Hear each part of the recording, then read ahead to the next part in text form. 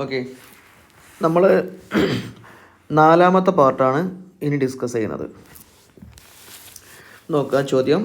The diagram, ഇവിടെ എന്താക്കിയിട്ടുണ്ട്, ഒരു diagram തന്നിട്ടുണ്ട്. ഷോസ്, ഈ ഡയഗ്രാം നമുക്ക് കാണിച്ചു തരുന്നത് relationship between AC and MC, average കോസ്റ്റും മാർജിനൽ കോസ്റ്റും തമ്മിലുള്ള ബന്ധമാണ് ഈ ഗ്രാഫ് നമുക്ക് കാണിച്ചു തരുന്നത്. ഇനി ആദ്യം ചോദ്യം എന്താണ്, ആവറേജ് കോസ്റ്റ് എന്ന് പറഞ്ഞാൽ എന്താണ്, മാർജിനൽ കോസ്റ്റ് എന്ന് പറഞ്ഞാൽ എന്താണ്. അപ്പോൾ നിങ്ങൾ ശ്രദ്ധിക്കുക, ഇവിടെ 6 മാർക്കിൻ്റെ ചോദ്യമാണ്. അപ്പോൾ കുറച്ച് ഡീറ്റെയിൽ ആയിട്ട് എന്താവണം, നിങ്ങൾ എഴുതേണ്ടതുണ്ട്. ഓക്കെ, അപ്പം ആവറേജ് കോസ്റ്റ് എന്ന് പറഞ്ഞാൽ ശ്രദ്ധിക്കുക. ഞാൻ ചെറിയൊരു ഉദാഹരണത്തിലൂടെ വ്യക്തമാക്കി തരാം.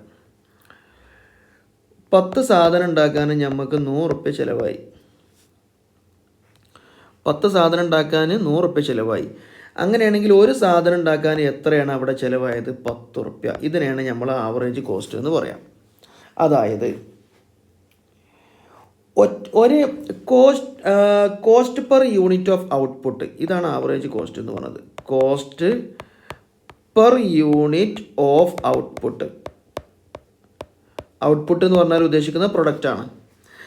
കോസ്റ്റ് പെർ യൂണിറ്റ്, കോസ്റ്റ് എന്ന് പറഞ്ഞാൽ ചിലവ്, പെർ യൂണിറ്റ്, ഓരോ യൂണിറ്റുമ്പോഴും എത്രയാണ് ചിലവ് വരുന്നത്, ഇതിനാണ് നമ്മൾ ആവറേജ് കോസ്റ്റ് എന്ന് പറയുന്നത്. ഇവിടെ നോക്കുക, 10 സാധനത്തിന് 100 റുപ്യ ആണെങ്കിൽ അതിൻ്റെ ഉദ്ദേശം എന്താ, ഒരു സാധനത്തുമ്പോൾ എത്ര രൂപ ചിലവ് വന്നിന്? 10 റുപ്യ ചിലവ് വന്നിണെന്നല്ലേ. അതാണ് cost per unit of output, അതായത് ആവറേജ് കോസ്റ്റ് എന്ന് പറഞ്ഞ സാധനം. ഓക്കെ, ഇനി നിങ്ങൾ അത് എഴുതുന്ന സമയത്ത് അതിൻ്റെ കൂട്ടത്തിൽ അതിൻ്റെ ഇക്വേഷനും കൂടെ എഴുതണം. ഇക്വേഷൻ എങ്ങനെ ഉണ്ടാവുക എന്ന് വെച്ചാൽ TC/Q എന്നാണ്. TC എന്ന് പറഞ്ഞാൽ ടോട്ടൽ കോസ്റ്റ്, ഇതാണ് ഇവിടുത്തെ ടോട്ടൽ കോസ്റ്റ്, 100 റുപ്യാണ് ടോട്ടൽ കോസ്റ്റ്. Q എന്ന് പറഞ്ഞാൽ ക്വാണ്ടിറ്റിയാണ്, ഇവിടെ 10 ആണ്. അപ്പോൾ 100/10, അപ്പോൾ എത്ര ഉണ്ടാവുക? 10 റുപ്യ. 10 റുപ്യാണ് ആവറേജ് കോസ്റ്റ് എന്ന് പറഞ്ഞത്. അപ്പോൾ നിങ്ങൾ എന്താണ് ആവറേജ് കോസ്റ്റ് എന്ന് എഴുതണം. അതോടൊപ്പം നിങ്ങൾ എന്തും എഴുതണം എന്നറിയോ, പിന്നെ ഇതിൻ്റെ ഇക്വേഷൻ എന്താക്കണം, അതിൻ്റെ കൂട്ടത്തിൽ എഴുതി കൊടുക്കണം. ഓക്കെ, ഇനി അതിൻ്റെ കൂട്ടത്തിൽ നിങ്ങൾ വേറൊരു സാധനം കൂടെ നിങ്ങൾ എഴുതി കൊടുത്താൽ ഒന്നുകൂടെ ബെറ്ററാണ്. ഇതിൻ്റെ ഒരു ഷേപ്പ്, ACൻ്റെ ഒരു ഷേപ്പ് എന്താണെന്നുള്ളത്. ACൻ്റെ ഷേപ്പ് ചോദിച്ചാൽ നിങ്ങൾ 6 മാർക്കിൻ്റെ ചോദ്യം ആയതുകൊണ്ട് ACൻ്റെ ഷേപ്പും കൂടെ എന്താക്കണം, നിങ്ങൾ അവിടെ കൂട്ടി എഴുതണം. ACൻ്റെ ഷേപ്പ് സാധാരണഗതിയിൽ ഇങ്ങനെയാണ് വരിക, U ഷേപ്പ് എന്നാണ് പറയുക. U ഷേപ്പ്, അതായത് ആദ്യം ഒന്നെന്താവും, ഫാളോ ആവും, പിന്നെന്താവും, റൈസ് ആവും. ഓക്കെ, U ഷേപ്പിലാണ് എന്തുണ്ടാവുക, AC ഉണ്ടാവുക. അപ്പോൾ നിങ്ങൾ എഴുതേണ്ട കാര്യം ഒന്നെന്താണ്, AC എഴുതണം. AC എന്ന് പറഞ്ഞാൽ ആവറേജ് കോസ്റ്റാണ് ഉദ്ദേശിക്കുന്നത്. ആവറേജ് കോസ്റ്റ് എന്ന് പറഞ്ഞാൽ ഒറ്റ പ്രൊഡക്റ്റുമ്മൽ എത്ര പൈസ ചിലവ് വരുന്നുണ്ട്, cost per unit of output, ഇതാണ് ആവറേജ് കോസ്റ്റ് എന്ന് പറഞ്ഞാൽ. അതിൻ്റെ ഇക്വേഷൻ എന്താണെന്ന് പറഞ്ഞു, അതിൻ്റെ ഷേപ്പ് എന്താണെന്നും പറഞ്ഞു. ഇനി നമ്മൾ അടുത്തത് മാർജിനൽ കോസ്റ്റാണ്. മാർജിനൽ കോസ്റ്റ് കൊണ്ട് എന്താണ് ഉദ്ദേശിക്കുന്നത്, മാർജിനൽ കോസ്റ്റ് എന്താണെന്നുള്ള ഞാൻ പറഞ്ഞുതരാം. ഈ ഉദാഹരണം തന്നെ ആയിക്കോട്ടെ. 10 സാധനം ഉണ്ടാക്കാൻ നമുക്ക് 100 റുപ്യാണ് ആയത്. 11ാമത്തെ സാധനം നമുക്ക് ഉണ്ടാക്കാനായത് 111 റുപ്യാണ്. അങ്ങനെയാണെങ്കിൽ ഇവിടെ മാർജിനൽ കോസ്റ്റ് എന്ന് പറയുന്നത് 11 ആണ്. അപ്പോൾ നിങ്ങൾക്ക് എന്താ മനസ്സിലായെന്നറിയോ, ഒരു യൂണിറ്റ് അധികം ഉണ്ടാക്കുമ്പം, ഒരു സാധനം അധികം ഉണ്ടാക്കുമ്പം, അതായത് 10 സാധനം ഉണ്ടാക്കിയപ്പോൾ 100 റുപ്യ, ഒരു സാധനം അധികം ഉണ്ടാക്കി 11 ഉണ്ടാക്കിയപ്പോൾ നിങ്ങൾക്ക് എത്രയാണ് അധികം ചിലവ് വന്നത്, ഒരു യൂണിറ്റ് അധികം ഉണ്ടാക്കിയപ്പോൾ എത്രയാണ് അധികം ചിലവ് വന്നത്, അതാണ് മാർജിനൽ കോസ്റ്റ് എന്ന് പറഞ്ഞത്. ഓക്കെ, അതാണെന്ത് ഇവിടുത്തെ 11 എന്ന് പറഞ്ഞത്. അപ്പോൾ നിങ്ങൾ എന്താക്കണം എന്നോ, അതിൻ്റെ ഇക്വേഷനും കൂടെ എന്താക്കണം, അവിടെ കൂട്ടി എഴുതണം. അതിൻ്റെ ഇക്വേഷൻ എങ്ങനെ വരിക എന്ന് വെച്ചാൽ change TC/ change in quantity. Change കൊണ്ട് ഉദ്ദേശിക്കണം എന്താ, ഇവിടെ TCയിൽ എത്ര അധികം വന്നത് നോക്ക്, 100 എന്നുള്ള എത്രയായി, 111ആയി. അപ്പോൾ അത്ര അധികം വന്നത് 11ആണ് ചേഞ്ച് വന്നത്. ചേഞ്ച് വന്നിട്ട് നമ്മളിവിടെ എഴുതേണ്ടത് 11. ക്വാണ്ടിറ്റിയിൽ എത്ര മാറ്റം വന്നത്, ചേഞ്ച് എത്ര മാറ്റം വന്നത്, 10 ഉണ്ടാക്കി 11 ആയി. അപ്പം വരെ 1 ആണ് എന്തായത് ഇവിടെ മാറ്റം വന്നത്, 11/1 = 11. ഓക്കെ, ഇങ്ങനെയാണ് MC എന്താവുക കണ്ടെത്തുക. MC എന്ന് പറഞ്ഞാൽ അതുകൊണ്ട് ഉദ്ദേശിക്കുന്നത് ഒരു യൂണിറ്റ് അധികം ചേർക്കുന്ന സമയത്ത് കോസ്റ്റിലുണ്ടാവുന്ന, ടോട്ടൽ കോസ്റ്റിലുണ്ടാവുന്ന മാറ്റം, ഇതിനെയാണ് MC എന്ന് പറയുക. ഓക്കെ, ഇനി ഇവിടെ രണ്ടാമത്തെ ചോദ്യം ഉണ്ട്. With the help of above diagram, മേലെ കാണിച്ച ഡയഗ്രാമിൻ്റെ സഹായത്താൽ ഐഡൻറ്റിഫൈ എനി 2 റിലേഷൻഷിപ്പ്, എന്തെങ്കിലും 2 ബന്ധങ്ങൾ എന്താണ് എഴുതാൻ, between average cost and marginal cost. Average കോസ്റ്റും മാർജിനൽ കോസ്റ്റും തമ്മിലുള്ള 2 ബന്ധം എഴുതാൻ വേണ്ടി പറഞ്ഞിട്ടുണ്ട്. സിമ്പിളാണ്, നിങ്ങൾ ഇത്ര മാത്രം മനസ്സിലാക്കിയാൽ മതി. എ സി പിന്നെ താഴുമ്പം എ സി താഴുന്ന സമയത്ത് പിന്നെ എം സി എന്താണ് എ സിയേക്കാൾ താഴത്താളുള്ളത് കണ്ടോ. ഇതാണ് എ സി ഇവിടെ താവുമല്ലേ നോക്ക്. അപ്പോൾ എം സി എന്താണ് എ സിയേക്കാൾ താഴത്താളുള്ളത്. പിന്നെ എ സി പൊന്തുന്ന സമയത്ത് എ സിയേക്കാൾ മേലെയാണെന്നുള്ളത് എം സി ഉള്ളത്. രണ്ട് ബന്ധം പറഞ്ഞു കേട്ടോ. ഒന്ന്, എ സി താഴുന്ന സമയത്ത് എ സിയേക്കാൾ അടിയിലാണ് ആരുള്ളത് എം സി ഉള്ളത്, ഒന്നാമത്തെ ബന്ധം.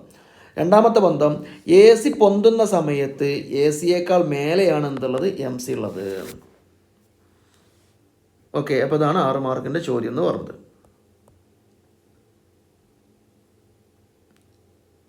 ഓക്കെ, ഇനി അടുത്ത സാധനം, വിത്ത് ദ ഹെൽപ്പ് ഓഫ് ഡയഗ്രാമിൻ്റെ സഹായത്താൽ പ്രൈസ് സീലിങ്ങും പ്രൈസ് ഫ്ലോറും ഇത് രണ്ടും എന്താക്കണം, ഒന്ന് വിശദീകരിക്കണം എന്നാണ് പറഞ്ഞത്. അപ്പോൾ ആദ്യം നമ്മൾ പ്രൈസ് സീൽ എന്താണെന്നുള്ളത് പറയാം. സീലിംഗ് എന്ന് പറഞ്ഞാൽ മേലെ എന്നാണ് അർത്ഥം. നമുക്കറിയാലോ സീലിംഗ് ഫാൻ എന്നൊക്കെ നമ്മൾ പറയില്ലേ. സീലിംഗ് എന്ന് പറഞ്ഞാൽ മേലെയാണ് ഉദ്ദേശിക്കുന്നത്. അപ്പോൾ അതുകൊണ്ട് ഇവിടെ പ്രൈസ് സീലിംഗ് എന്ന് പറഞ്ഞാൽ ഗവൺമെൻറ് ഒരു വില നിശ്ചയിക്കുകയാണ്. ആ വിലൻ്റെ അപ്പുറത്തേക്ക് എന്താക്കാൻ പറ്റൂല എന്നോ, മാർക്കറ്റിൽ അതല്ലെങ്കിൽ കച്ചവടം ചെയ്യുന്ന ആൾക്ക് എന്താക്കാൻ പറ്റില്ല, അതിൻ്റെ അപ്പുറത്തേക്ക് വില കൂട്ടാൻ പറ്റില്ല.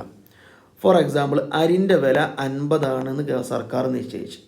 എന്നാൽ ഈ 50ൻ്റെ മേലെ പൈസക്ക് കച്ചവടക്കാർക്ക് എന്താക്കാൻ പറ്റില്ല, സാധനം കൊടുക്കാൻ പറ്റില്ല.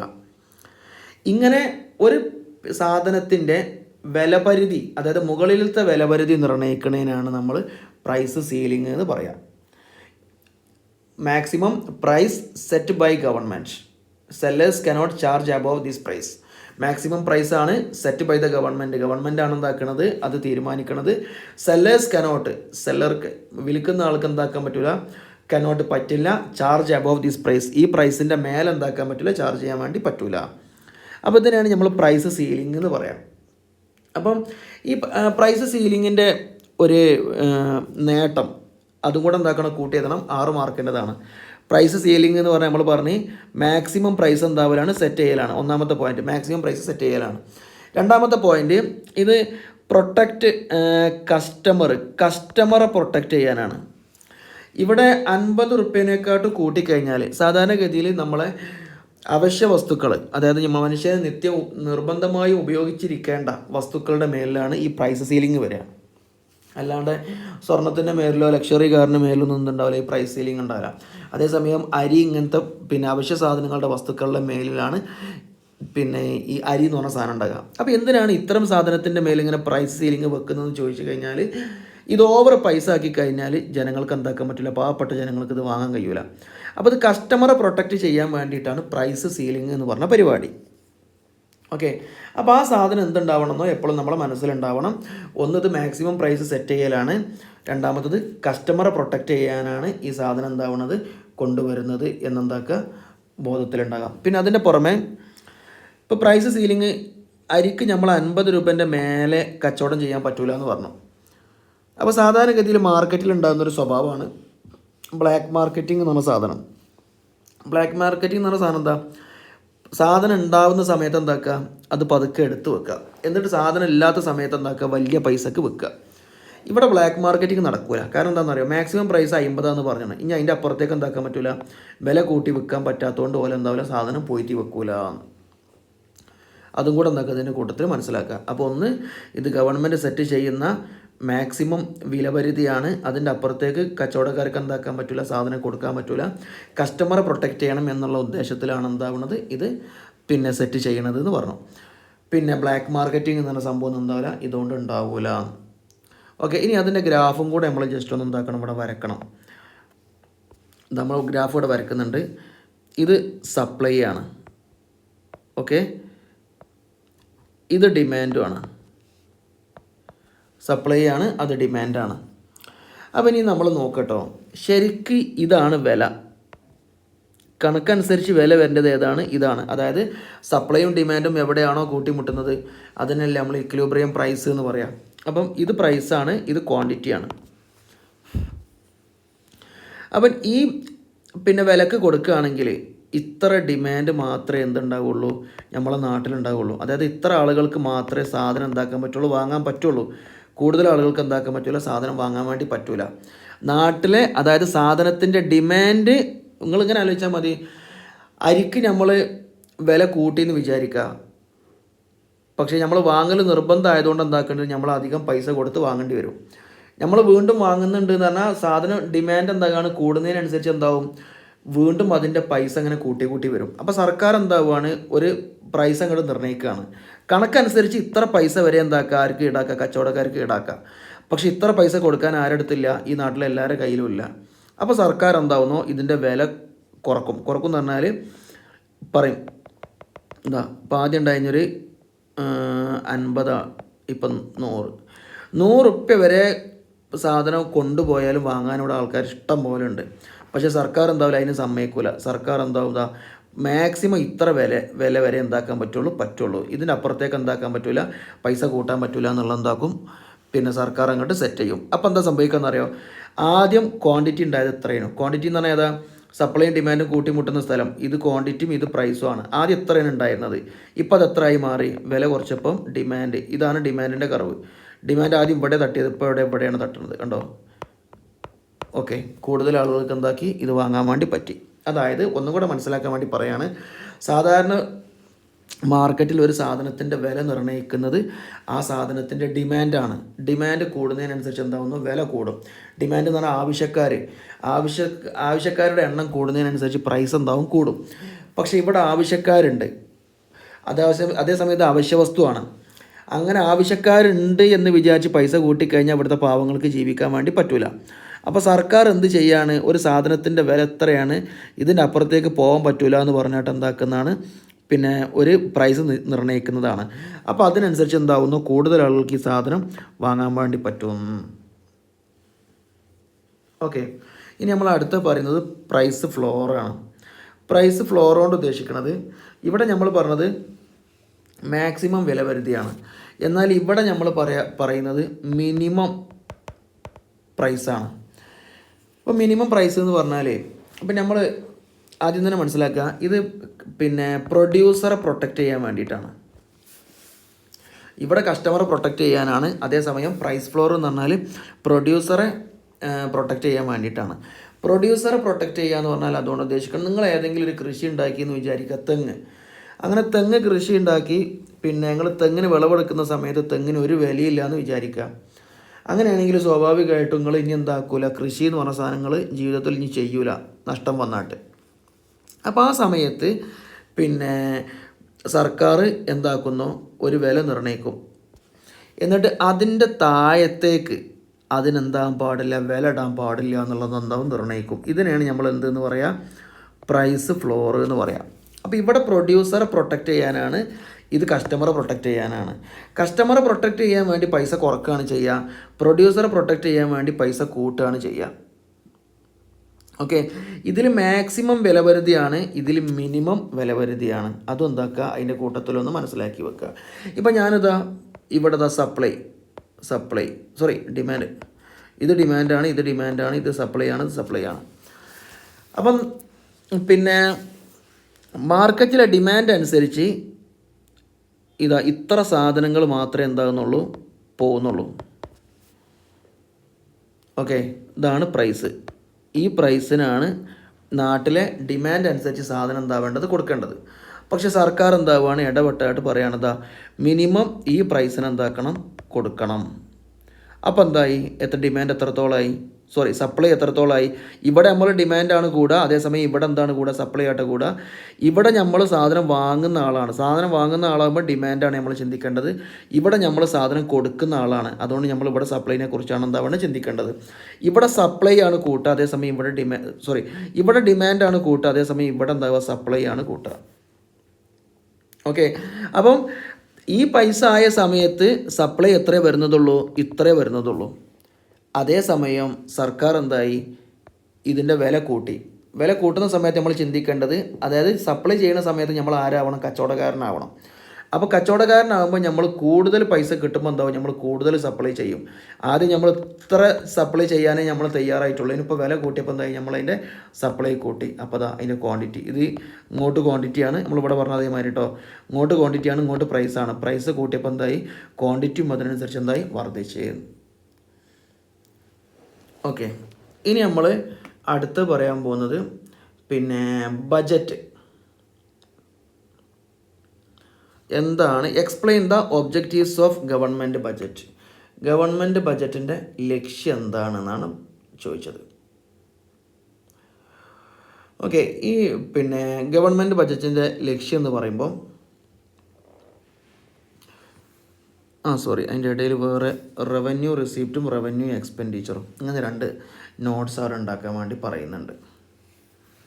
ഓക്കെ, പ്രിപ്പയർ നോട്ട്സ് ഓൺ, ഒരു നോട്ട് ഉണ്ടാക്കാൻ പറഞ്ഞിട്ടുണ്ട്. ഒന്ന് റവന്യൂ റിസീപ്റ്റ്, പിന്നൊന്ന് റവന്യൂ എക്സ്പെൻഡിച്ചർ.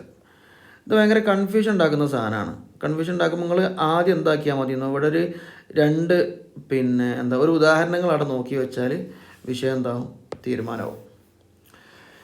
ഇനി റവന്യൂ എന്ന് പറയുമ്പം എന്താ ഉണ്ടാകുക എന്ന് നോക്കാം. റവന്യൂ എന്ന് പറഞ്ഞാൽ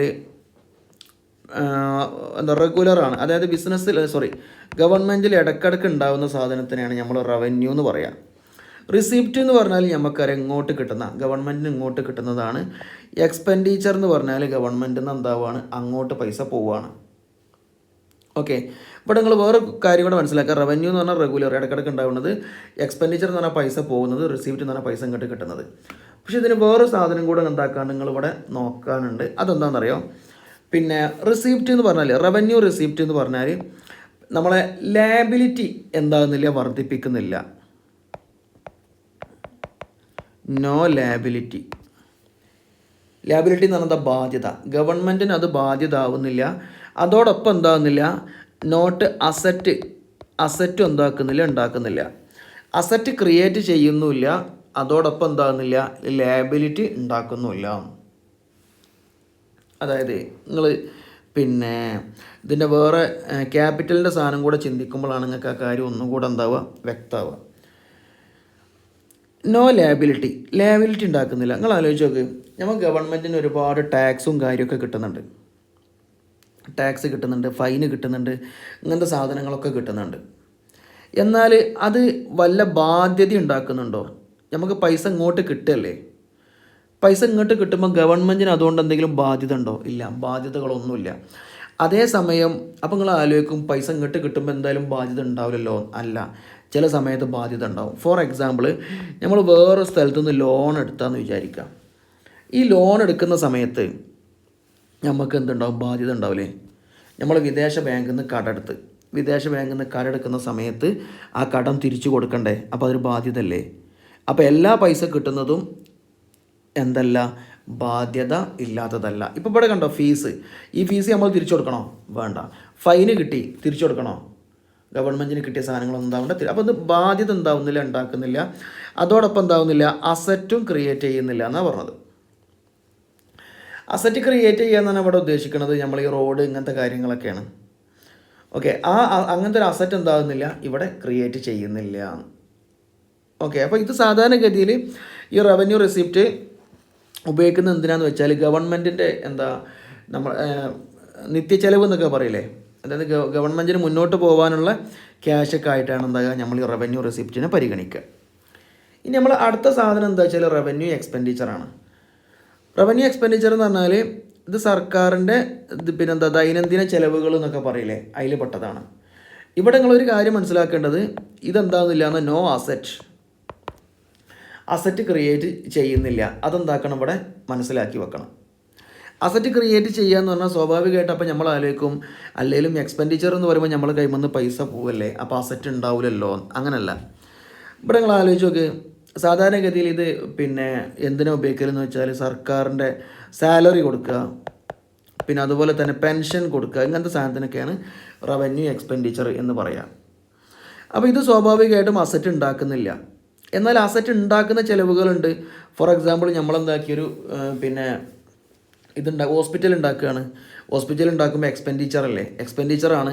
അതേസമയം അത് അവിടെ അസറ്റ് ഉണ്ടാക്കുന്നുണ്ട്. അല്ലെങ്കിൽ എന്താണ്, റോഡ് ഉണ്ടാക്കുകയാണ്. റോഡ് ഉണ്ടാക്കുന്ന സമയത്ത് അസറ്റ് അവിടെ ഉണ്ടാകുന്നുണ്ട്, അത് എക്സ്പെൻഡിച്ചറാണ്. എന്നാൽ റവന്യൂ എക്സ്പെൻഡിച്ചർ, ഇപ്പോൾ ആ രണ്ട് പറഞ്ഞ സാധനം എന്താണ്, ക്യാപിറ്റൽ എക്സ്പെൻഡിച്ചറാണ് കേട്ടോ. റോഡ് ഉണ്ടാക്കിയതും സ്കൂൾ ഉണ്ടാക്കിയതും എക്സ്പെൻഡിച്ചറാണ്, പക്ഷേ അത് ക്യാപിറ്റൽ എക്സ്പെൻഡിച്ചറാണ്, കാരണം അവിടെ അസറ്റ് ഉണ്ടാക്കുന്നുണ്ട്. എന്നാൽ ഇവിടെ എന്താകുന്നില്ല, അത് അസറ്റിന് ഉണ്ടാക്കുന്നില്ല. അസറ്റിന് ഉണ്ടാക്കാത്തതുകൊണ്ടാണ് നമ്മളിതിന് എന്തെന്ന് പറയുന്നത്, റവന്യൂ എക്സ്പെൻഡിച്ചർ എന്ന് പറയുന്നത്. അപ്പോൾ പിന്നെ ഇതിൻ്റെ പൈസ എങ്ങനെയൊക്കെയാണ് പോകുന്നതാണ് നമ്മൾ നേരത്തെ പറഞ്ഞത്. പെൻഷനായിട്ട്, പിന്നെ അതുപോലെ തന്നെ സാലറി ആയിട്ട്, പിന്നെ സബ്സിഡി, ഇങ്ങനെ ഇതിൻ്റെയൊക്കെ എന്താ ഡേ ടു ഡേ എക്സ്പെൻസ് എന്നൊക്കെ പറയില്ലേ, അങ്ങനത്തെ സാധനങ്ങളൊക്കെ ആണ് ഈ റവന്യൂ എക്സ്പെൻസിൽ ഉണ്ടാവുക. അപ്പോൾ നിങ്ങൾ പ്രധാനമായിട്ട് ഇവിടെ ഇതിൻ്റെ സാധനം അതാണ്. റവന്യൂ റെസിപ്റ്റ് എന്ന് പറഞ്ഞാൽ ലാബിലിറ്റി ഉണ്ടാക്കാത്തതും അസറ്റ് ഉണ്ടാക്കാത്തതുമായ പിന്നെ വരുമാനങ്ങളാണ്. ഉദാഹരണമായിട്ട് പിന്നെന്താ, ടാക്സ്, നോൺ ടാക്സ്, ഫീസ്, പിന്നെ അങ്ങനത്തെ ഫൈനൊക്കെ. ഇനി റവന്യൂ എക്സ്പെൻഡിച്ചർ എന്ന് പറഞ്ഞാൽ അവിടെ നിങ്ങൾ എഴുതേണ്ടതെന്നില്ല, അസറ്റ് എന്താക്കുന്നില്ല, ഉണ്ടാക്കുന്നില്ല. പിന്നെ എങ്ങനത്തെ എക്സ്പെൻഡിച്ചർ, ചിലവുകൾ എങ്ങനത്തെ ഡേ ടു ഡേ ചിലവുകളാണ്, ഈ സാലറി, പെൻഷന് പോലത്തെ സംഭവങ്ങൾ. ഓക്കെ, ഇനി നമ്മൾ അടുത്ത് പറയുന്നത് എന്താണെന്ന് വെച്ചാൽ ഗവൺമെൻറ്റിൻ്റെ objectives of government budget. Government ബഡ്ജറ്റിൻ്റെ ലക്ഷ്യങ്ങൾ എന്താണ്? ഓക്കെ, അതായത് പിന്നെ സർക്കാർ എന്താവുന്നോ, ഇപ്പോൾ ഒരു 3 ദിവസം മുന്നെയാണ് എന്തായത്, നമ്മളെ സെൻട്രൽ ഗവൺമെൻറ്റിൻ്റെ എന്ത് വന്നിട്ടുള്ളത്, ബഡ്ജറ്റ് വന്നിട്ടുള്ളത്. ഇടയ്ക്കിടയ്ക്ക് എന്താവും, കേരള സർക്കാരിൻ്റെ ബഡ്ജറ്റ് ഉണ്ടാവും, പിന്നെ അതുപോലെ തന്നെ സെൻട്രൽ ഗവൺമെൻറ്റിൻ്റെ ബഡ്ജറ്റ് ഉണ്ടാവും. ഓക്കെ, അപ്പം എന്താണ് ഈ ബഡ്ജറ്റ് കൊണ്ടൊക്കെ ലക്ഷ്യം, എന്താണ് അതിൻ്റെ ഉദ്ദേശം എന്നാണ്. അത് ഒന്നാമത്തെ എന്താ വെച്ചാൽ അലോക്കേഷൻ ഓഫ് റിസോഴ്സാണ്. അലോക്കേഷൻ ഓഫ് റിസോഴ്സ് ഇതുകൊണ്ട് എന്താ ഉദ്ദേശിക്കണമെന്ന് അറിയാം. നമ്മുടെ നാട്ടിൽ ഒരുപാട് സാധനങ്ങൾ ഉണ്ട്, പക്ഷെ ആ സാധനങ്ങൾക്കും അപ്പുറത്ത് എന്തുണ്ട്, നമുക്ക് ആവശ്യങ്ങളും പിന്നെ ആഗ്രഹങ്ങളും ഉണ്ട്. അപ്പോൾ രാഷ്ട്രത്തിൻ്റെ സമ്പത്ത് ഏതൊക്കെ മേഖലയിൽ എന്താക്കണം, അലോക്കേറ്റ് ചെയ്യണം, അനുവദിച്ച് കൊടുക്കണം എന്ന് തീരുമാനിക്കുന്നതാണ് ഈ അലോക്കേഷൻ ഓഫ് റിസോഴ്സ് എന്ന് പറഞ്ഞ സാധനം. ഇപ്പോൾ ഒരു സബ്സിഡി കൊടുക്കുകയാണെങ്കിൽ ഏത് മേഖലയിലാണ് സബ്സിഡി കൊടുക്കേണ്ടത്, പിന്നെ അതല്ലെങ്കിൽ ഏത് മേഖലയിലാണ് കൂടുതൽ എന്താക്കേണ്ടത്, ഫോക്കസ് ചെയ്യേണ്ടത്, വിദ്യാഭ്യാസ മേഖലയിൽ, അതല്ലെങ്കിൽ പിന്നെ ആരോഗ്യ മേഖലയിൽ, ഇങ്ങനെ ഓരോ മേഖല, ആ ഓരോ മേഖലയിലേക്ക് എന്താക്കുകയാണ്, ഇതിൻ്റെ വിഭവങ്ങളെ ഏതൊക്കെ മേഖലകളിൽ എത്രത്തോളം വേണമെന്ന് തീരുമാനിക്കലാണ് അതിൻ്റെ ഉദ്ദേശം. ഇനി രണ്ടാമത്തെ ഉദ്ദേശം എന്ന് പറയുന്നത് പിന്നെ റിഡക്ഷൻ ഓഫ് ഇൻഇക്വാളിറ്റിയാണ്.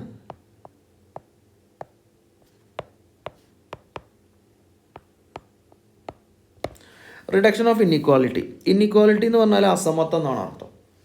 ഓക്കെ, അതായത് ഇപ്പോൾ നമ്മുടെ നാട്ടിൽ സ്വഭാവമുണ്ട്, എന്താണെന്ന് വെച്ചാൽ ബിസിനസ് മുതലാളിമാരങ്ങനെ ബിസിനസ് നടത്തി അവരെന്താവും, വലിയ വലിയ ആൾക്കാരായി അങ്ങനെ പോകും. പാവങ്ങളൊന്നും എന്താവും, ഇങ്ങനെ താഴ്ന്ന തട്ടിൽ തന്നെയാണ്. മുതലാളിമാർ വീണ്ടും എന്താക്കും, വലിയ വലിയ പൈസ ഇറക്കും, ഇങ്ങോട്ട് നമ്മളേത് വീണ്ടും എന്താക്കും, ബാക്കിയുള്ള പൈസകൾ എന്താവും, അങ്ങനെ ഊറ്റുന്നൊക്കെയാണ് നമ്മളിപ്പോൾ സാധാരണഗതിയിൽ പറയാം.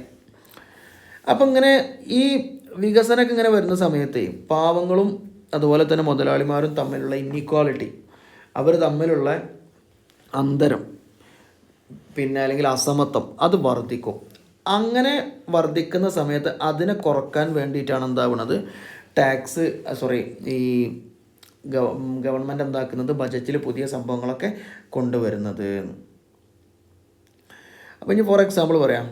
ഇപ്പം എന്തായിരുന്നു, നമ്മളെ നാട്ടിൽ കുറച്ച് മുതലാളിമാർ അവർ എന്തായി ഗംഭീരമായിട്ട് ബിസിനസ്സൊക്കെ നടത്തി, അങ്ങനെ അവർ വാങ്ങുന്ന കുറേ സാധനങ്ങളൊക്കെ ഉണ്ടാകും. ഇപ്പോൾ ഉദാഹരണത്തിന് ലക്ഷറി കാറ്, വലിയ വീട്, ഇങ്ങനത്തെ വലിയ വലിയ സാധനങ്ങൾ, ആഭരണങ്ങൾ, ഇങ്ങനെ പല സാധനങ്ങളും ഇടയ്ക്കിടയ്ക്ക് എന്താ വാങ്ങിക്കൂട്ടും. അപ്പോൾ ഈ സർക്കാർ എങ്ങനെയാണ് ഇപ്പോൾ ഇവരും മുതലാളിമാരും പാവങ്ങളും തമ്മിലുള്ള അന്തരം എങ്ങനെ കുറക്കുക, ഓരോ വീട്ടിൽ വന്ന് പൈസ വാങ്ങല്ലേ ചെയ്യുക, പകരം അവർ വാങ്ങാൻ സാധ്യതയുള്ള ആഡംബര വസ്തുക്കളൊക്കെ ഉണ്ടാക്കും. അതിന്മേൽ എന്താവും, വലിയൊരു ടാക്സ് ഈടാക്കും. എന്നിട്ട് ആ ടാക്സ് എന്താവും, സർക്കാരിലെത്തിക്കും. സർക്കാർ എന്താക്കും, അത് പാവങ്ങൾക്ക് പല രൂപത്തിലും സബ്സിഡി ആയിട്ടും ഇങ്ങനെ പല രൂപത്തിലും എന്താവും പിന്നെ വിതരണം ചെയ്യും. മൂന്നാമത്തെ ഒരു സാധനം ഇവിടെ സ്റ്റെബിലിറ്റിയാണ്. അതായത് പിന്നെന്താ, സ്ഥിരത കൊണ്ടുവരിക. അതായത് നമ്മുടെ നാട്ടിൽ ചിലപ്പോൾ എന്തുണ്ടാവും, പണപ്പെരുപ്പുണ്ടാവും, അതല്ലെങ്കിൽ ചിലപ്പോൾ എന്താവും, ഡീഫ്ലേഷൻ ഉണ്ടാവും, പണപ്പെരുപ്പം, പണച്ചുരുക്കം, ഈ സാധനങ്ങളൊക്കെ ഉണ്ടാവും. ഓക്കെ, അപ്പം പിന്നെ അതൊക്കെ വേണ്ട രൂപത്തിൽ കൈകാര്യം ചെയ്തിട്ട് രാഷ്ട്രത്തിൻ്റെ സാമ്പത്തിക സ്ഥിരത എന്താകുക ഉറപ്പ് വരുത്തുക. ഓക്കെ, അപ്പോൾ 3 ലക്ഷ്യങ്ങൾ അത് മതി. ഇനി നമ്മൾ അടുത്ത സാധനം പറയാൻ പോകുന്നത് price elasticity of demand, PED എന്ന് പറഞ്ഞ സാധനം. PED അവിടെ ഉണ്ട്, പ്രൈസ് ഇലാസ്റ്റിസിറ്റി ഓഫ് ഡിമാൻഡ്. ഇതെന്താണ് എന്നാണ് ചോദിച്ചത്. ഇതെന്താണെന്ന് ചോദിച്ചാൽ നിങ്ങൾ മനസ്സിലാക്കേണ്ടത് എങ്ങനെയാണ്, ഒരു സാധനത്തിൻ്റെ വിലയിൽ മാറ്റം ഉണ്ടാവുന്ന സമയത്ത്, ഒരു സാധനത്തിൻ്റെ പ്രൈസിൽ മാറ്റം ഉണ്ടാവുന്ന സമയത്ത് അതിൻ്റെ ഡിമാൻഡിൽ എത്രത്തോളം മാറ്റം ഉണ്ടാവുന്നുണ്ട്, ഇതിനെയാണ് നമ്മൾ പ്രൈസ് ഇലാസ്റ്റിസിറ്റി ഓഫ് ഡിമാൻഡ് എന്ന് പറയാം.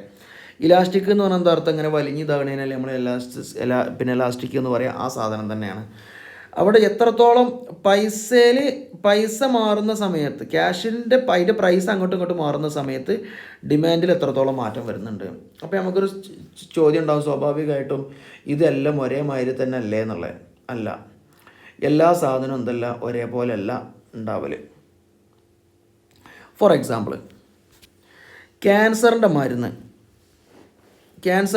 അല്ല നമുക്കാർക്കും അസുഖങ്ങൾ തരാണ്ട് കേട്ടോ. ക്യാൻസറിൻ്റെ മരുന്ന് എന്താക്കി, മരുന്നിൻ്റെ വില അങ്ങോട്ട് കുറച്ച്. മരുന്നിൻ്റെ വില കുറച്ചുകൊണ്ട് നമ്മൾ കുറേ ആൾക്കാർ ആ വില കുറഞ്ഞിട്ട് പറഞ്ഞിട്ട് ക്യാൻസറിൻ്റെ മരുന്ന് കുറേ വാങ്ങി വെക്കുമോ. ഇവിടെ പ്രൈസ് എന്തായി കുറഞ്ഞിട്ടുണ്ട്. പ്രൈസ് കുറഞ്ഞ് വിചാരിച്ചായിട്ട് ആൾക്കാർ കൂടുതൽ വാങ്ങിയതിൻ്റെ ഡിമാൻഡ് കൂടുമോ? ഇല്ല.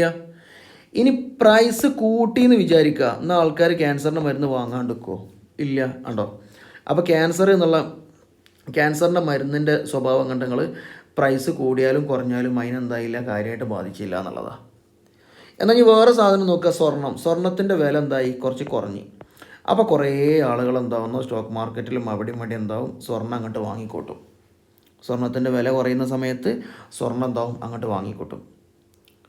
എന്നാൽ തക്കാളിക്ക് കുറച്ച് വില കുറഞ്ഞ് എന്ന് വിചാരിച്ച് തക്കാളി കുറേ ആൾക്കാർ വാങ്ങി വെക്കുമോ? ഇല്ല.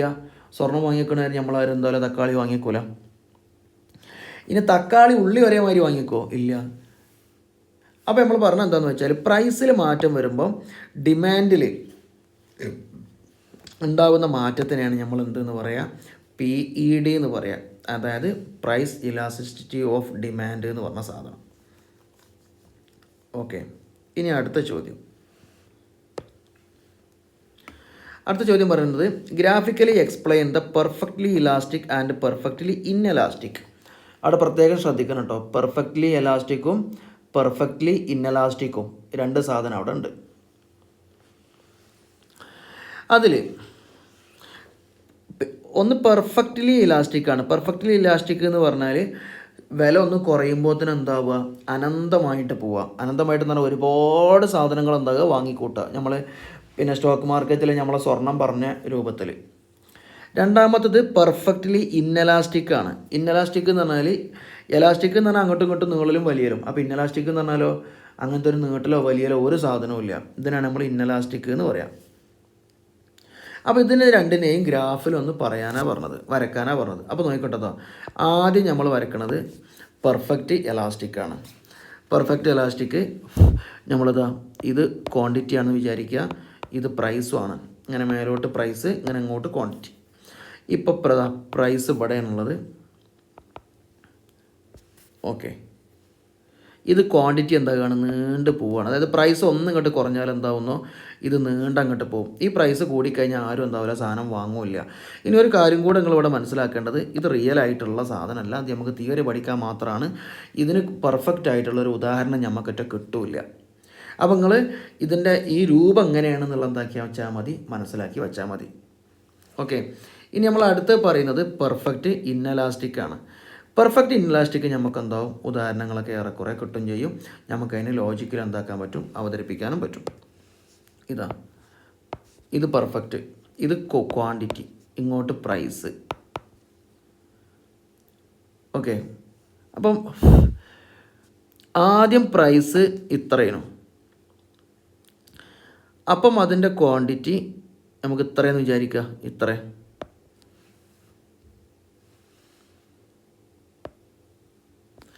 ആദ്യം പ്രൈസ് ഇത്രയും, അപ്പോൾ അതിൻ്റെ ക്വാണ്ടിറ്റി എത്രയാണ്? ഇത്രയാണ്. അതായത് 10 ആയിക്കോട്ടെ. പ്രൈസ് എന്തായി? വീണ്ടും കൂടി. അപ്പോൾ അതിൻ്റെ ക്വാണ്ടിറ്റി എത്ര തന്നെയാണ്? 10 ആണ്. അതിൻ്റെ അർത്ഥം എന്താ? പ്രൈസിൽ എന്ത് മാറ്റം ഉണ്ടായിട്ടും ക്വാണ്ടിറ്റിയിൽ എന്തായിട്ടില്ല? ഒരു മാറ്റവും ഇല്ല. ഓക്കെ, ഇതിനാണ് നമ്മൾ എന്തെന്ന് പറയുക? ഇന്നലാസ്റ്റിക് എന്ന് പറയാം. ഇതാണ് നമ്മൾ നേരത്തെ എന്താക്കിയത്? ക്യാൻസറിൻ്റെ മരുന്ന് നമ്മൾ ഉപയോഗിച്ചില്ലേ? അതല്ലെങ്കിൽ ഷുഗർ മരുന്നൊക്കെ വേണമെങ്കിൽ നമുക്ക് ഷുഗറിൻ്റെ മരുന്നുമായി ബന്ധപ്പെട്ട ഏറെക്കുറെ സാധനങ്ങളൊക്കെ എന്താണ് ഈ രൂപത്തിലുണ്ടാവുക. ഓക്കെ, പൈസ കൂടിയാലും കുറഞ്ഞാലും ആളുകളുണ്ടാവും, അത് വാങ്ങും എന്നുള്ളതാണ്. ഓക്കെ, ഇനി നമ്മൾ അടുത്തത് പറയുന്നത് ഓക്കെ, അടുത്ത പറയുന്നത് വെച്ചാൽ ഗവൺമെൻറ് പിന്നെ ഇന്ത്യയിൽ RBI എന്താക്കിയിട്ടുണ്ടെന്നോ 4 alternative measures of money supply. Money സപ്ലൈയുമായി ബന്ധപ്പെട്ട് ഒരു 4 കാര്യങ്ങൾ എന്തായിട്ടുണ്ട് ഇവിടെ പറഞ്ഞിട്ടുണ്ട്. ആ 4 measures of money supply in ഇന്ത്യയിലുള്ള 4 പിന്നെ മണി സപ്ലൈകൾ ഏതൊക്കെയാണെന്നാണ് ചോദിച്ചത്. അപ്പോൾ ആദ്യം നിങ്ങൾ മനസ്സിലാക്കേണ്ടത്, നമ്മൾ ഇന്ത്യയിൽ എത്രത്തോളം മണി സർക്കുലേഷൻ നടക്കുന്നുണ്ട്, എത്രത്തോളം പണത്തിൻ്റെ ക്രയവിക്രയങ്ങൾ എന്താകുന്നുണ്ട് ഇവിടെ നടക്കുന്നുണ്ട് എന്ന് നോക്കാൻ വേണ്ടിയിട്ട് പിന്നെ വ്യത്യസ്ത കാറ്റഗറിയിലായിട്ട് ഒരു 3 അളവുകൾ എന്തുണ്ട്, 3 അല്ല 4 അളവുകൾ എന്തുണ്ട് മണി പിന്നെ ഇതുമായി ബന്ധപ്പെട്ടുണ്ട്, മണി സർക്കുലേഷനുമായി ബന്ധപ്പെട്ടുണ്ട്. അപ്പം അത് ഏതൊക്കെയാണ് എന്നാണ് ഇവിടെ ചോദിച്ചിട്ടുള്ളത്. ഓക്കെ, ഇനി നിങ്ങൾ ആദ്യം തന്നെ മനസ്സിലാക്കേണ്ടത്, ഇതിപ്പോൾ എത്ര മാർക്കിൻ്റെ ചോദ്യമാണ്? 6 മാർക്കിൻ്റെ ചോദ്യമാണ്. അപ്പോൾ അത് അത്യാവശ്യം എന്താക്കാണ്ട് ദീർഘിപ്പിച്ച് എഴുതാനുണ്ട്.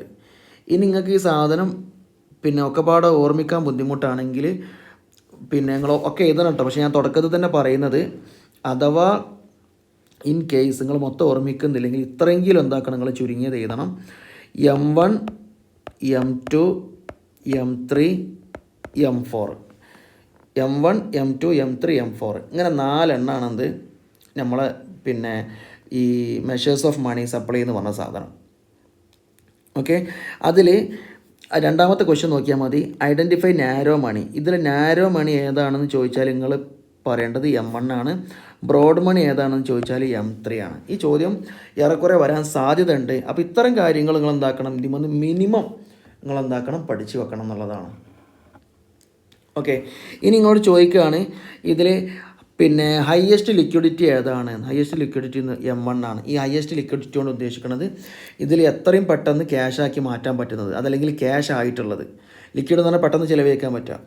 ഏറ്റവും ഹയസ്റ്റ് ലിക്വിഡ് ആയിട്ടുള്ളത് ഏതാണെന്ന് ചോദിച്ചാൽ അത് നിങ്ങൾ എഴുതേണ്ട സാധനം M1 എന്നാണ് കേട്ടോ. ഇനി ഓരോന്നും M1 എന്താണ്, M2 എന്താണ്, M3 എന്താണ്, M4 എന്താണ്, ഓരോന്നും നമുക്ക് എന്താവാം പറയാം. ഇതിൽ M1 കൊണ്ട് ഉദ്ദേശിക്കുന്നത്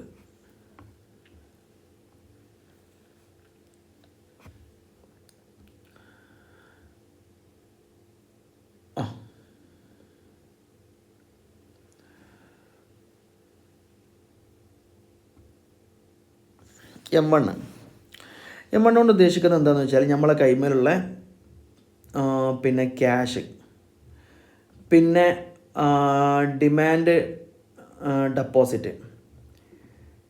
നമ്മളെ നമ്മൾക്ക് ഇതിപ്പോൾ നിങ്ങൾ മനസ്സിലാക്കേണ്ട കാര്യം എത്രയാണ്, നമ്മൾ സാധാരണഗതിയിൽ ഇപ്പോൾ നമ്മൾ ഉപയോഗിക്കുന്ന സാധനം ഉണ്ടല്ലോ, നമ്മളിപ്പോൾ ഒരുപാട് ക്യാഷ് കറൻസി ആയിട്ടും കോയിൻസ് ആയിട്ടൊക്കെ എന്തുണ്ട് നമ്മളെ കയ്യിലുണ്ട്. അതും പിന്നെ നമ്മളെ കുറച്ച് പൈസ എവിടെ ഉണ്ട്, ബാങ്കിലുണ്ട്. ഇത് ഒന്ന് ഇവിടെ പുറത്തേക്ക് മാറ്റി ചെയ്ത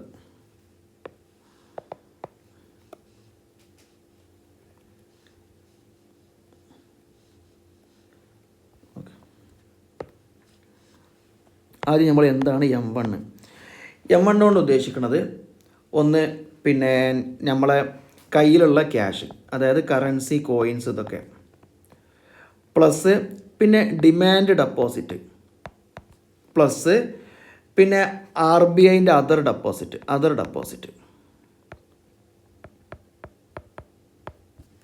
ഇവിടെ നോക്കിക്കോട്ടോ, CC എന്ന് പറഞ്ഞാൽ നമ്മളെ കയ്യിലുള്ള ക്യാഷാണ് ഉദ്ദേശിക്കുന്നത്. DD എന്ന് പറഞ്ഞാൽ ഡിമാൻഡ് ഡെപ്പോസിറ്റാണ്. ഡിമാൻഡ് ഡെപ്പോസിറ്റ് കൊണ്ട് ഉദ്ദേശിക്കുന്നത് നമ്മളെ പൈസ ബാങ്കിലുണ്ടാവും, പക്ഷേ ബാങ്കിൽ നമ്മളിടുന്ന പൈസ എല്ലാ പൈസക്കും ഒരേ സ്വഭാവമല്ല. ചില പൈസ നമ്മൾ ചെക്കുമായിട്ട് എപ്പോഴാണോ ചെല്ലണത് അല്ലെങ്കിൽ എപ്പോഴാണോ നമ്മളത് ആവശ്യപ്പെടുന്നത് ആ സമയത്ത് കിട്ടും. എന്നാൽ ചില പൈസ അങ്ങനെയല്ല, ചില ഡെപ്പോസിറ്റുകൾ അങ്ങനെയല്ല. ചില ടൈം ഡെപ്പോസിറ്റ് ഉണ്ടാവും, ഇല്ലെങ്കിൽ ഫിക്സഡ് ഡെപ്പോസിറ്റ് ഒക്കെ ഉണ്ടാവും. 5 കൊല്ലത്തേക്ക് ഫിക്സഡ് ഡെപ്പോസിറ്റ് ഇട്ട് കഴിഞ്ഞാൽ ആ 5 വർഷം കഴിയാതെ ആ പൈസ നമുക്ക് എടുക്കാനേ പറ്റില്ല. അതെന്താവില്ല, ഈ M1 പെടില്ല. M1 പെടുന്ന പൈസ എന്ന് പറഞ്ഞത് നമ്മൾ ഏത് സമയത്ത് ചെന്ന് ചോദിച്ചാലും നമുക്ക് കിട്ടുന്ന പൈസ അതേ M1 എന്താവുള്ളൂ, പെടുള്ളൂ. പിന്നെ RBIൻ്റെ അതർ ഡെപ്പോസിറ്റ്, മറ്റ് ഡെപ്പോസിറ്റ്, അതായത് മറ്റുള്ള രാഷ്ട്രങ്ങളോ അല്ലെങ്കിൽ മറ്റുള്ള സംസ്ഥാനങ്ങളോ ഒക്കെ RBIയിൽ കൊണ്ടുവന്ന് വെച്ച പൈസ ഉണ്ടാവും. ഇതും എന്താവും, M1 പെടും. ഓക്കെ, ഇതുകൊണ്ടാണ് ഈ ഹൈ ലിക്വിഡിറ്റി എന്നതിന് പറയാനുള്ള കാരണം. ഹയസ്റ്റ് ലിക്വിഡിറ്റി എന്ന് പറഞ്ഞാൽ എന്താ, ഇപ്പോൾ ഈ CC എന്ന് പറഞ്ഞാൽ നമ്മൾ ക്യാഷ് ആയിട്ട് തന്നെ നമ്മളെ കയ്യിലുണ്ട്. DD എന്ന് പറഞ്ഞാൽ എന്താ, നമ്മൾ ഏത് സമയത്ത് ചോദിച്ചാലും എന്താവും നമുക്ക് കിട്ടുന്ന പൈസയാണ്. അപ്പോൾ നമുക്ക് പെട്ടെന്ന് ക്രയവിക്രയം നടത്താൻ ഏറ്റവും എളുപ്പമുള്ളതുകൊണ്ടാണ് നമ്മൾ ഇതിനെന്തെന്ന് പറയുന്നത് ഹയസ്റ്റ് ലിക്വിഡിറ്റി എന്നുള്ള സാധനം പറയുന്നത് കേട്ടോ. ഇനി നമ്മളിത് M2 കൊണ്ട് ഉദ്ദേശിക്കുന്നത് എന്താണെന്ന് വെച്ചാൽ, M2 നിങ്ങൾ ഒരു കാര്യം മനസ്സിലാക്കുക, M1 ഉണ്ടാവും. ഈ M1 എന്ന് പറയുമ്പോൾ അതിൽ ഈ സാധനങ്ങളൊക്കെ പോലും കേട്ടോ, ഏത് CCയും DDയും അതർ ഡെപ്പോസിറ്റ് പ്ലസ് പിന്നെ പോസ്റ്റ് ഓഫീസ് സേവിങ് അക്കൗണ്ട്. ഇത് നമ്മളെ ബാങ്കല്ല കേട്ടോ, സെൻട്രൽ ഗവൺമെൻറ്, അതായത് ഗവൺമെൻറ് നടത്തുന്ന സാധനമാണ് ഈ പോസ്റ്റ് ഓഫീസ് സേവിങ് ബാങ്ക് എന്ന് പറയുന്നത്. ഇത് പൂർണ്ണമായിട്ട് ബാങ്കിൻ്റെ എല്ലാ സൗകര്യങ്ങളും ഇതിലുണ്ടാവില്ല. അതേസമയം ഇതിൽ നമുക്ക് സേവിങ്, പിന്നെ പൈസ സേവ് ചെയ്യാൻ പറ്റും. തവണകളായിട്ട് നമുക്ക് എന്താക്കാൻ പറ്റും, പൈസയിൽ ഇടാൻ പറ്റും. ബാങ്കിൽ നിന്ന് എടുക്കുന്ന മാതിരി എപ്പോഴും നമുക്ക് എന്താക്കാൻ പറ്റില്ല, പൈസ എടുക്കാൻ പറ്റില്ല. എന്നാൽ ഏറെക്കുറെ ബാങ്ക് പോലെ തന്നെയാണ് ഗവൺമെൻറ്റാണ് എന്താവണത് ഡീൽ ചെയ്യണത്. അപ്പം ആ പോസ്റ്റ് ഓഫീസിൻ്റെ സേവിങ് അക്കൗണ്ടിലുള്ള പൈസയും പ്ലസ് M1 ഇത് രണ്ടും കൂടെ കൂട്ടിയതാണ് M2 എന്ന് പറഞ്ഞ സാധനം. ഈ M1 എന്ന് പറയുമ്പം ഈ ഘടകങ്ങളൊക്കെ പെടും കേട്ടോ. ഓക്കെ, ഇനി നമ്മൾ അടുത്ത് പറയാൻ പോകുന്നത് M3 ആണ്. M3 എന്ന് പറഞ്ഞാൽ അതുകൊണ്ട് ഉദ്ദേശിക്കുന്നത് M1 അതായത് ഈ പറഞ്ഞ സാധനങ്ങൾ പ്ലസ് പിന്നെ RD FD. Okay, RD FD അതായത് RD FD കൊണ്ട് ഉദ്ദേശിക്കുന്നത് ഫിക്സഡ് ഡെപ്പോസിറ്റാണ്. ഇവിടെ നമ്മൾ എന്താ പറഞ്ഞത്, M1 നമ്മളെ കയ്യിലുള്ള ക്യാഷും ഡിമാൻഡ് ഡെപ്പോസിറ്റും അതർ ഡെപ്പോസിറ്റും പറഞ്ഞില്ലേ. എന്നാൽ ഒരു സാധനം കൂടെ അതിലേക്ക് അധികം വരും. അതെന്താണെന്നറിയോ, പിന്നെ FD ആണ്. FD എന്ന് പറഞ്ഞാൽ അതുകൊണ്ട് ഉദ്ദേശിക്കുന്നത് fixed deposit. Okay, fixed deposit കൊണ്ട് ഉദ്ദേശിക്കുന്നത് പിന്നെ നമ്മൾ എന്തായിരുന്നു, ബാങ്കിൽ പൈസ ഇട്ട് നമ്മൾ വിചാരിച്ച സമയത്ത് നമുക്ക് എന്താവില്ല, നമ്മൾ പറയുന്ന സമയത്ത് എന്താവില്ല, ആ പൈസ കിട്ടൂല എന്നർത്ഥം. അതെങ്ങനെ, ഒരു 10 വർഷത്തേക്കാണ് ഞാൻ എന്താക്കിയത്, ആ പൈസ ഇട്ടത്. 10 വർഷത്തേക്ക് പൈസ ഇട്ട് കഴിഞ്ഞാൽ എനിക്ക് ആ പൈസ ഇനി എപ്പോഴേ കിട്ടുള്ളൂ, 10 വർഷം കഴിഞ്ഞിട്ടേ കിട്ടുള്ളൂ. അതുവരെ എനിക്ക് പൈസ കിട്ടൂല. ഇതിനാണ് നമ്മൾ ഈ FD എന്ന് പറയാം. ഇനി RD എന്ന് പറഞ്ഞാലോ, RD എന്ന് പറഞ്ഞാൽ റിക്കറിങ് ഡെപ്പോസിറ്റ് എന്നാണ്. FDയിൽ ഒരു പ്രശ്നം എന്താണെന്ന് വെച്ചാൽ, ഈ പൈസ നമ്മൾ ഒരുമിച്ച് അങ്ങോട്ട് ഇടാ ചെയ്യുക. ഇപ്പം നമ്മൾ ഈ പെൻഷൻ പറ്റി പോരുന്ന ആളുകളൊക്കെ ഉണ്ടാവില്ലേ, സർക്കാർ ഉദ്യോഗത്തിൽ നിന്ന് പെൻഷൻ പറ്റി വരുന്ന ആളുകൾ എന്താവുന്നോ ആ പൈസ ഒറ്റയടിക്ക് എന്താക്കും, കൊണ്ടുപോയിട്ട് FDയിൽ അങ്ങ് കിട്ടും. FDയിൽ ഇട്ടാൽ എന്താവും, നല്ല ഇൻട്രസ്റ്റ് കിട്ടും. എന്നാൽ ഇത് ഒറ്റ തവണ ആയിട്ടാണ്, വൺസ് ആയിട്ടാണ് നമ്മൾ ഇവിടെ ഇടുന്നത്. അതേസമയം RD എന്ന് പറഞ്ഞാൽ അങ്ങനെയല്ല, റിക്കറിങ് ഡെപ്പോസിറ്റാണ്. റിക്കറിങ് ഡെപ്പോസിറ്റ് എന്ന് പറഞ്ഞാൽ എന്താ, നമ്മളിങ്ങനെ പിന്നെ ഓരോ മാസം കൂടുന്തോറും അല്ലെങ്കിൽ ആഴ്ച കൂടുന്തോറും അങ്ങനെ എന്താവും, നമ്മളങ്ങനെ അവിടെ കൊണ്ടുപോയി ഇങ്ങനെ ഇട്ടുകയാണ്. ഓക്കെ, പിന്നെ ഓരോ ആഴ്ചയിലും അല്ലെങ്കിൽ ഓരോ മാസത്തിലും തവണകളായിട്ട് എന്താണ് നമ്മൾ അവിടെ അങ്ങനെ കൊണ്ടുപോയിട്ടായിട്ട് അങ്ങനെ പൈസ എന്താക്കുകയാണ്, അങ്ങനെ വർദ്ധിപ്പിക്കുകയാണ്. ഇതൊറ്റ ഇടലാണ്. അതേസമയം ഇതെന്താണ്, റിക്കറിങ് ആണ്, ഇടയ്ക്കിടയ്ക്ക് ഇങ്ങനെ ഇട്ടുകൊണ്ടിരിക്കുകയാണ്. ഇതത് രണ്ടും തമ്മിലുള്ള മാറ്റം, FD RD തമ്മിലുള്ള മാറ്റം. ഇതിൽ നമ്മൾ സാധാ സേവിങ്സിനെക്കാട്ടി എന്തുണ്ടാവുന്നു, പൈസ ഒക്കെ എന്താവും കൂടുതൽ കിട്ടും. കാരണം ബാങ്കുകാർക്ക് നല്ല ഉപകാരമല്ലേ, 10 കൊല്ലത്തേക്ക് ഇനി എന്താവില്ല, പൈസ ചോദിക്കൂല, നമുക്ക് ഉറപ്പാണ്.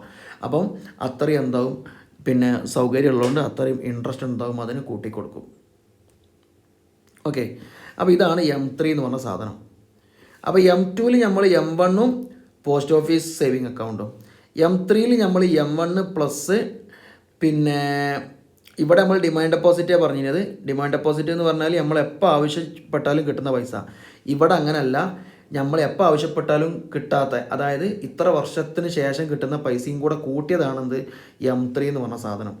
ഇനി ഇതിലുള്ളത് M4 ആണ്. M4 കൊണ്ട് ഉദ്ദേശിക്കുന്നത് എന്താണെന്ന് വെച്ചാൽ, നമ്മളെ ഈ M3 ഉണ്ടല്ലോ, M3 എന്ന് പറയുമ്പോൾ ഏതൊക്കെ ഉണ്ട്, M1 ഉണ്ട്, പിന്നെ എന്തുണ്ട്, ഫിക്സഡ് ഡെപ്പോസിറ്റും ഉണ്ട്. അതിൻ്റെ പുറമെ ഇതിലൊരു സാധനം കൂടെ വരും.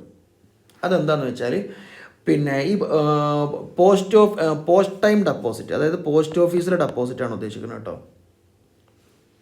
Post office time deposit. Post office time deposit എന്ന് പറഞ്ഞാൽ നമ്മൾ പോസ്റ്റ് ഓഫീസിൽ എന്താ ഉണ്ടാവുന്നു, ടൈം വെച്ചായിട്ട് പൈസ നിക്ഷേപിച്ചിട്ടുണ്ടാവും. FD പോലെ തന്നെയാണ്. പക്ഷേ പോസ്റ്റ് ഓഫീസിലെ കാര്യങ്ങൾ ചെയ്യുന്നത് RBI അല്ല, പിന്നെ ആരാണ്, ഗവൺമെൻറ്റാണ്. അപ്പോൾ ആ പൈസയും കൂടെ കൂട്ടിയതിനാണ് നമ്മൾ എന്തെന്ന് പറയാം, M4 എന്ന് പറയാം. അപ്പോൾ M1 എന്ന് പറഞ്ഞാൽ കയ്യിലെ ക്യാഷും ഡിമാൻഡ് ഡ്രാഫ്റ്റും പിന്നെ അതർ ഡെപ്പോസിറ്റും. M2 എന്ന് പറഞ്ഞാൽ M1 പ്ലസ് പോസ്റ്റ് ഓഫീസിലെ സേവിങ് അക്കൗണ്ടിലുള്ള പൈസ. M3 എന്ന് പറഞ്ഞാൽ M1ഉം പിന്നെ ഫിക്സഡ് ഡെപ്പോസിറ്റും അതല്ലെങ്കിൽ പിന്നെ റിക്കറിങ് ഡെപ്പോസിറ്റും. M4 എന്ന് പറഞ്ഞാൽ M1 പ്ലസ്, അതായത് ഇതിലേക്ക് ഏതും കൂടെ ചേർന്നതാണ് നമ്മളെ പിന്നെ FD ഫിക്സഡ് ഡെപ്പോസിറ്റും അതുപോലെ തന്നെ പോസ്റ്റ് ഓഫീസിലെ ടൈം ഡെപ്പോസിറ്റും, ഇതെല്ലാം കൂടെ ചേർന്ന്. അപ്പോൾ M4 എന്തുണ്ടാവുന്നോ എല്ലാ പൈസയും എന്താവും, M4 ഉണ്ടാവും എന്നർത്ഥം. ഓക്കെ, ഇതിലിപ്പോൾ ഇനി നാരോ മണി ബ്രോഡ് മണി ഏതാണെന്ന് നമ്മൾ പറഞ്ഞിട്ടോ. നാരോ മണി എന്ന് പറഞ്ഞാൽ M1, കാരണം എന്തായാലും ഇതിൽ ഏറ്റവും കുറവുള്ള സാധനം. ബ്രോഡ് മണി എന്ന് പറഞ്ഞാൽ അതുകൊണ്ട് ഉദ്ദേശിക്കുന്നത് എന്താണ്, M3 ആണ്. ഈ M3 ആണ് ഗവൺമെൻറ് കാര്യമായിട്ട് എന്തായാലും പരിഗണിക്കുന്ന ഒരു കണക്ക് എന്ന് പറഞ്ഞു കേട്ടോ. അതും കൂടെ എന്താക്കുക, അതിൻ്റെ കൂട്ടത്തിൽ മനസ്സിലാക്കുക. ഇനി നമ്മൾ അടുത്ത ചോദ്യം, പിന്നെ ഈ ഓപ്പൺ എക്കോണമിയും ക്ലോസ്ഡ് എക്കോണമിയും തമ്മിലുള്ള മാറ്റം എന്താണ്? ഓപ്പൺ എക്കോണമി ക്ലോസ് എക്കോണമി തമ്മിലുള്ള മാറ്റം സിമ്പിളാണ്. ഓപ്പൺ എന്ന് പറഞ്ഞാൽ ഓപ്പൺ തന്നെ, തുറന്നു വെച്ചെന്ന് അർത്ഥം. ക്ലോസ്ഡ് എന്ന് പറഞ്ഞാൽ അടഞ്ഞത്. അപ്പം ഓപ്പൺ എക്കോണമി കൊണ്ട് ഉദ്ദേശിക്കുന്നത് ആ ഒരു, ഇപ്പോൾ നമ്മൾ രാഷ്ട്രം ആയിക്കോട്ടെ, നമ്മളെ എക്കോണമി കൊണ്ട് നമ്മൾ രാഷ്ട്രം ഉദ്ദേശിക്കുക നമ്മളെ രാഷ്ട്രം മറ്റുള്ള രാഷ്ട്രവുമായിട്ട് കച്ചവടം, അതല്ലെങ്കിൽ തൊഴിൽ, അതല്ലെങ്കിൽ ഇൻവെസ്റ്റ്മെൻറ്റ്, ഇതൊക്കെ നടത്തുന്നുണ്ടെങ്കിൽ അതിനാണ് ഓപ്പൺ എക്കോണമി എന്ന് പറയാം. അപ്പോൾ ക്ലോസ്ഡ് എക്കോണമി എന്ന് പറഞ്ഞാലോ ആ രാഷ്ട്രം എന്താകുന്നില്ല, വേറൊരു രാഷ്ട്രമായിട്ട് വ്യാപാര ബന്ധം, ഒരു ബന്ധവുമില്ല. ഇതിനാണ് നമ്മൾ എന്തെന്ന് പറയുക, ക്ലോസ്ഡ് എക്കോണമി എന്ന് പറയാം. ഓക്കെ, ഇനി നമ്മൾ അടുത്ത സാധനം, product market is the one of the linkage through which open economies establish economic relation with the rest of the world. അതായത് പ്രൊഡക്റ്റ് മാർക്കറ്റാണ് ഒരു ലിങ്കേജ് എന്ന് പറഞ്ഞാൽ ഒരു കണക്ഷൻ, ത്രൂ വിച്ച് അതിലൂടെ ഓപ്പൺ എക്കണോമികൾ എന്താവുന്നു, എക്കണോമിക് ബന്ധങ്ങൾ മറ്റുള്ള ലോകവുമായിട്ട്, ഒരു രാഷ്ട്രം മറ്റുള്ള രാഷ്ട്രങ്ങളുമായിട്ട് ബന്ധം പുലർത്തുന്നതിൻ്റെ ഒരു ലിങ്കേജ് എന്ന് പറഞ്ഞാൽ എന്താണ്, പ്രൊഡക്റ്റ് മാർക്കറ്റാണ്. ചോദ്യം, എക്സ്പ്ലെയിൻ ദ അതർ 2 ലിങ്കേജ്, മറ്റുള്ള 2 ലിങ്കേജുകൾ ഏതൊക്കെയാണെന്ന് വിശദീകരിക്കാനാണ് പറഞ്ഞത്. മറ്റുള്ള 2 ലിങ്കേജുകൾ എന്ന് പറഞ്ഞാൽ ഒന്ന് ലേബറാണ്. ലേബർ കൊണ്ട് ഉദ്ദേശിക്കുന്നത് എന്താണെന്ന് വെച്ചാൽ, ഇപ്പോൾ നമ്മളെ നാട്ടിലത്തെ ആളുകൾക്ക് ഗൾഫിൽ പോയിട്ട് എന്താക്കുന്നുണ്ട്, ജോലി ചെയ്യുന്നുണ്ട്. ഗൾഫിലുള്ള ആളുകൾ എന്താവുന്നുണ്ട്, യൂറോപ്പിൽ പോയി ജോലി ചെയ്യുന്നുണ്ട്. പിന്നെ അങ്ങനെ ജോലി ചെയ്യാൻ വേണ്ടി ആളുകൾ എന്താകുന്നുണ്ട്, പരസ്പരം അങ്ങോട്ടും ഇങ്ങോട്ടും പോകുന്നുണ്ട്. അപ്പോൾ അതിന് അതിൻ്റേതായ നേട്ടങ്ങളും കാര്യങ്ങളൊക്കെ എന്താക്കുക, നിങ്ങൾക്ക് അവിടെ എന്താവും, ജീവിതം പിന്നെന്താ സാലറി കൂടും, ജീവിത നിലവാരം എന്താവും മെച്ചപ്പെടും, രാഷ്ട്രത്തിൻ്റെ അൺഎംപ്ലോയ്മെൻറ്റ് എന്താവും കുറയും, നമുക്ക് ഇഷ്ടപ്പെട്ട തൊഴിലെന്താവും കിട്ടും, ഇങ്ങനത്തെ സംഭവങ്ങളൊക്കെ ഉണ്ടാവും. അതതിൻ്റെ ഇടയിൽ കൂട്ടി എഴുതണം, കാരണം 6 മാർക്കിൻ്റെ ചോദ്യമാണ്. അപ്പോൾ ഒന്ന് പ്രൊഡക്റ്റ് മാർക്കറ്റാണ്, രണ്ടാമത്തെ എന്താണ്, ലേബറാണ്. പിന്നെ മൂന്നാമത്തെ നമ്മൾക്ക് ഇൻവെസ്റ്റ്മെൻറ്റ് എന്ന് വേണമെങ്കിൽ പറയാം. അതിൻ്റെ കറക്റ്റ് ടേം എന്താണെന്ന് എനിക്ക് ഓർമ്മയില്ല കേട്ടോ. അതുകൊണ്ട് ഉദ്ദേശിക്കുന്നത് എന്താണെന്ന് വെച്ചാൽ, പുറം രാഷ്ട്രത്തിലുള്ള ആളുകൾ ഇവിടെ വന്നിട്ട് എന്താകും, ബിസിനസ് നടത്തും. അല്ലെങ്കിൽ അവരെന്താക്കും, അവരുടെ ക്യാഷ് നമ്മളെ ഇവിടെ കൊണ്ടുവന്നിട്ട് ഡെപ്പോസിറ്റ് ചെയ്യും. അതുപോലെ തന്നെ എന്താകുന്നോ, നമ്മളെന്താക്കും, പുറത്തെ രാഷ്ട്രത്തിൽ കൊണ്ടുപോയിട്ട് എന്താവും, ഇൻവെസ്റ്റ് ചെയ്യും. പുറമുള്ള രാഷ്ട്രത്തിലുള്ള ഒരാൾ ഇവിടെ വന്നിട്ട് ഇൻവെസ്റ്റ് ചെയ്യുന്ന സമയത്ത് എന്താവും, ഇവിടെ ബിസിനസ് വളരും. അപ്പോൾ ഒരുപാട് ആളുകൾക്ക് എന്താവും, ജോലി കിട്ടും, നമ്മളെ നാടെന്താവും മെച്ചപ്പെടും, ഇങ്ങനത്തെ പല സംഭവങ്ങളും ഉണ്ടാവും. ഓക്കെ, അപ്പം ഇത്രയും സാധനങ്ങളാണ്. ഇനി ഈ പ്രൊഡക്റ്റ് മാർക്കറ്റ് കൊണ്ട് ഉദ്ദേശിക്കുന്നത് എന്താണെന്ന് വെച്ചാൽ, നമ്മളെ സാധനങ്ങൾ പുറത്ത് പോയി കച്ചവടം ചെയ്യാം. ഇപ്പം നമുക്ക് ചൈനൻ്റെ സാധനം ഇവിടുന്ന് വാങ്ങാൻ പറ്റും, അമേരിക്കയിൽ നിന്ന് ഇന്ത്യൻ്റെ സാധനം വാങ്ങാൻ പറ്റും, ഇന്ത്യയിൽ നിന്ന് അമേരിക്കൻ്റെ സാധനം വാങ്ങാൻ പറ്റും. അതൊക്കെ പ്രൊഡക്റ്റ് മാർക്കറ്റ് കൊണ്ട് ഉണ്ടാകുന്ന ഉപകാരങ്ങളാണ്. അപ്പോൾ ഓക്കെ, ഇത്രയും ചോദ്യങ്ങളാണ് 4ാമത്തെ ഭാഗത്ത് നിന്ന് എന്താണത് വരുന്നത്.